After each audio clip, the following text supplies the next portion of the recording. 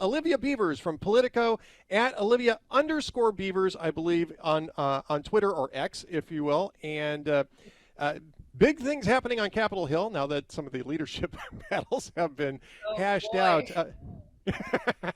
Yeah, that was That was that's such, a, that that. was such a struggle. I'm still trying to catch up on sleep and feel like I should be hibernating for the next month after what happened. But there's no time to sleep because, as you were talking about early in the show, there's going to be a back and forth between the House and the Senate on Israel and Ukraine aid.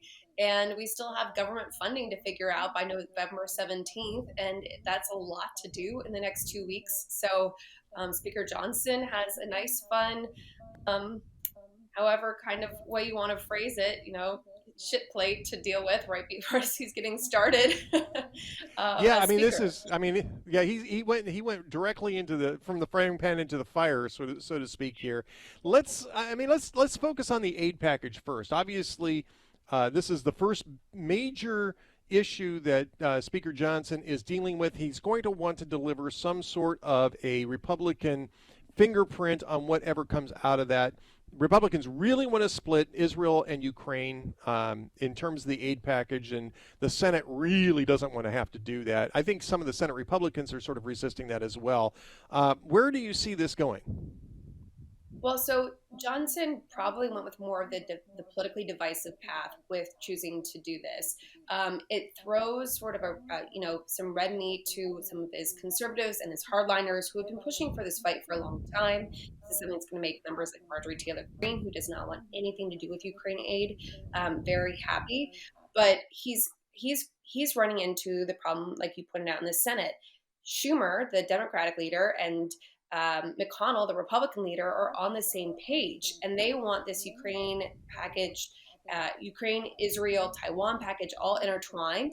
And that's something that McConnell is not backing down from, and rather Johnson's position is putting McConnell in an even tougher spot because he has some of his conservatives saying, "Hey, the House is doing it; let's follow their lead." So he's being squeezed on that side.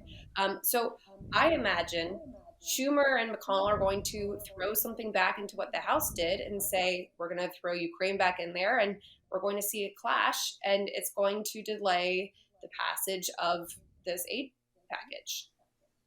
Back in the old days when the rules were still around, you would just have the House pass one package and the Senate pass another, and you go into conference committee. Um, I guess I'm old-fashioned. I almost want to say, get off my darn lawn, Olivia. But I mean, what's the chances of just doing that and seeing if they can hash it out in conference so it's sort of away and off the main stage? They can try. The thing is, there's just so much difference with where they are right now, and you're seeing some political posturing. And not to add, just that Johnson, I think, is trying to show who he is as a leader because this is really his first test, and so he's trying to kind of not be steamrolled by the Senate. You have people who have been negotiating in the top leadership groups for years, and he's coming in and he's quite new. So I think he's trying to prove that he can push for what the House Republicans want and see if he can, at least get some bones thrown in there as well. So So, Olivia, I'm at the sure same time, again, we're speaking with Olivia Beavers from Politico. Um, at the same time, obviously, the government funding is the deadline on that is coming up. You mentioned November 17th, and I think that there's been sort of a general acknowledgement among House Republicans that they're going to have to do at least one more CR. The question is whether it goes to January 15th or April 15th. They're still trying to work on the 12 appropriations bills. We got maybe about a minute left. What's the status on that? Where do you see that going? I think that there might be a little bit more room here for Johnson to maneuver. there is, and I think that that's something that some of the McCarthy allies are looking at, saying, "Wait a minute, when we did a CR, we were not given that space. We were actually, that's what triggered the motion to vacate against me." So Johnson, I think, is getting a little bit more latitude, and that's what some of these conservatives were actually calling for, saying, "Hey, he's going to need some space. Let him have his time." But Johnson, when he became speaker, laid out a pretty aggressive schedule to try to move forward with appropriation bills, and so even the week that he was elected in, they went and passed one of the 12 appropriations bills and was able to try to get that ball moving forward.